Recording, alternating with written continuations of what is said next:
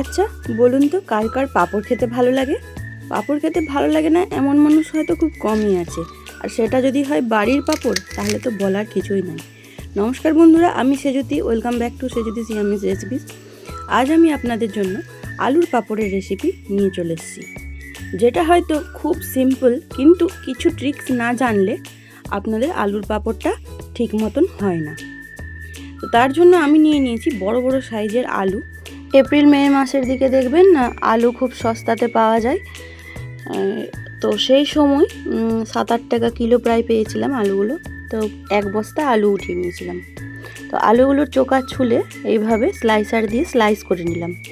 এই আলুর স্লাইসগুলোকে ভালো করে জলে ধুয়ে নিব। আলুর পাঁপড় মানেই হচ্ছে জলের খেলা। যত বেশি ভালো করে ধুবেন ততই আলুর পাঁপড়গুলো সাদা চকচক করবে। আর হ্যাঁ, ওয়েদার ভালো দেখে তবেই পাঁপড় দিবেন। এই না আলুর পাঁপড় কেটে রেখে দিলেন, আর সকালে দেখলেন যে বৃষ্টি পড়ছে, তখন কিন্তু হাওয়াতে শুকাবেন আর পাঁপড়টা কালো হয়ে যায়। তো রৌদ্র দেখে তবে আলুর পাঁপড়গুলো কেটে রাখবেন। তো আমার এটা আলুটা ধোয়া হয়ে গেছে। আলুর স্লাইসগুলো ধুয়ে এবার আমি জলের মধ্যে লবণ দিয়ে, যখন জলটা হালকা গরম হয়ে আসবে, তারপরে আমি আলুর এই স্লাইসগুলো ছেড়ে দিব। তো এই স্লাইসগুলো ছেড়ে যখন ফুটে আসবে জলটা, দেখতে হবে যে আলুটা কতটা নরম হয়েছে। বেশি নরম হয়ে গেলে, ভেঙে ভেঙে গেলে কিন্তু দেওয়া যাবে না। এই তাকটাই দেখা মেন। যখন দেখবেন গোল হয়ে যাচ্ছে, হালকা নরম সিদ্ধ সিদ্ধ ভাব চলে এসছে, কাঁচা ভাবটা নেই, ওই টাইমে নামিয়ে দিতে হবে। কেন তাপে তাপেও অনেকটা আলু সিদ্ধ হয়ে যায়। তো এইভাবে আমি আলুগুলোকে সিদ্ধ করে তারপরে আমি ঠান্ডা জলের মধ্যে আলুগুলোকে ঢেলে দেব। এইভাবে দেখেন আমি ছেঁকে নিচ্ছি। যেহেতু পরিমাণটা বেশি, একবারে জলটা ঢালা যাবে না, তাই আমি এরকম অল্প ছোট ছোট বাসন আছে, ছোট ছোট বাসনের মধ্যে আমি ঠান্ডা জলের মধ্যে এই পাঁপড়টি ঢেলে দিলাম। নাহলে একবারে যে গরম পাঁপড়টা যখন আমি কাপড়ের মধ্যে দিব, তো মেলতে গেলে খুব কষ্ট হয়। গরম পাঁপড়গুলো হাতে লাগে আর মেলা যায় না ঠিক করে। তো আমি এরকম কি করি, ঠান্ডা জলের মধ্যে পাঁপড়গুলোকে দিয়ে, আর সেই জলটাকেও আবার ছেঁকে ফেলে দিই। তারপরে যখন পাঁপড়গুলো দিতে খুব সুবিধা হয়, খুব তাড়াতাড়ি দেওয়া যায়। এইভাবে আমি এবার আলু পাঁপড়গুলো করেছিলাম, আর আমার আলুর পাঁপড় খুব ভালো হয়েছিল। আমি 5-6 বারের মতন আলুর পাঁপড় করেছি, প্রত্যেকবারই আমি সাকসেস হয়েছি। না হলে কি হয়, যখন মেলতে যাই ভেঙে ভেঙে যায়, এত গরম হয়ে থাকে, তখন মেলা যায় না। তো দেখুন, আমি তার জন্য এবার ছাদে চলে এসেছি সব পাঁপড়গুলোকে নিয়ে।